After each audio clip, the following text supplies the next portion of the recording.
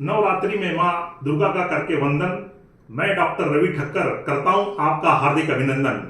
आपको नवरात्रि पर्व की हार्दिक बधाई एवं शुभकामनाएं।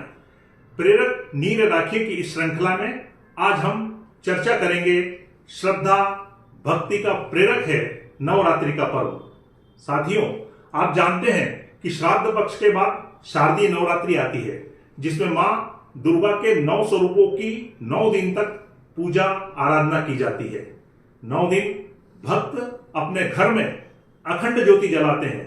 कहते हैं कि सृष्टि की रचना हुई थी तब सबसे पहले जो वनस्पति फसल विकसित हुई थी वह जौ की थी। इसलिए नवरात्रि में कलश की स्थापना और जवारे बोने का विशेष महत्व है।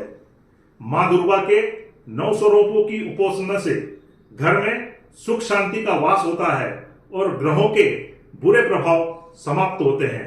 मां दुर्गा के जिन 9 स्वरूपों की उपासना की जाती है वह 9 स्वरूप हैं।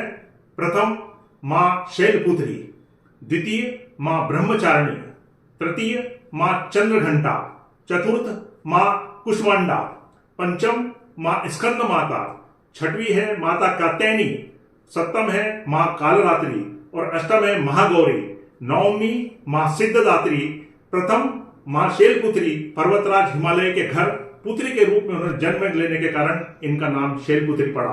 द्वितीय मां ब्रह्मचारिणी, इन्होंने भगवान शिव को पति के रूप में पाने के लिए घर में घोर तपस्या की, इस कारण इन्हें ब्रह्मचारिणी के नाम से जाना जाता है। तृतीय मां चंद्रघंटा, इनके मस्तक पर घंटे के आकार का आधा चंद्रकार है, जिसके कारण इनका नाम मां चंद्रघंटा पड़ा। चतुर्थ है मां कुष्मांडा, मान्यता है कि इन्होंने अपनी हल्की सी मुस्कान से पूरे ब्रह्मांड को उत्पन्न किया था। पंचम मां स्कंद माता, स्कंद माता कुमार कार्तिकेय की माता होने के कारण इन्हें स्कंद माता कहा जाता है। छठवीं मां कात्यायनी, महर्षि कात्यायन ने पुत्री की प्राप्ति की इच्छा से मां भगवती की कठिन तपस्या की थी। इस पर देवी ने पुत्री के रूप में जन्म लिया, इसलिए मां कात्यायनी नाम पड़ा। सातवीं मां कालरात्रि, कालरात्रि की पूजा करने से ब्रह्मांड की सारी सिद्धियों के दरवाजे खुल जाते हैं और असुरी शक्तियों का नाश होता है। अष्टमी पर मां महागौरी, इनके आभूषण और वस्त्र सफेद होने के कारण इन्हें श्वेतांबरा भी कहा जाता है। अष्टमी के दिन कई परिवारों में इस दिन यज्ञ और माता पूजन का विशेष महत्व है। नवमी मां सिद्धदात्री, मां सिद्धिदात्री की पूजा करने से बाकी देवी देवताओं की उपासना भी स्वयं हो जाती है। भगवान शिव ने मां सिद्धिदात्री की कृपा से सभी सिद्धियों की प्राप्ति की थी। साथियों, इसलिए नवरात्रि पर्व प्रेरक है भक्ति, श्रद्धा और साधना का। नवरात्रि पर्व प्रेरक है मातृशक्ति के सम्मान का। नवरात्रि पर्व प्रेरक है नन्ही बालिकाओं की सुरक्षा का। और नवरात्रि पर्व प्रेरक है उपास के माध्यम से शरीर के शुद्धिकरण का।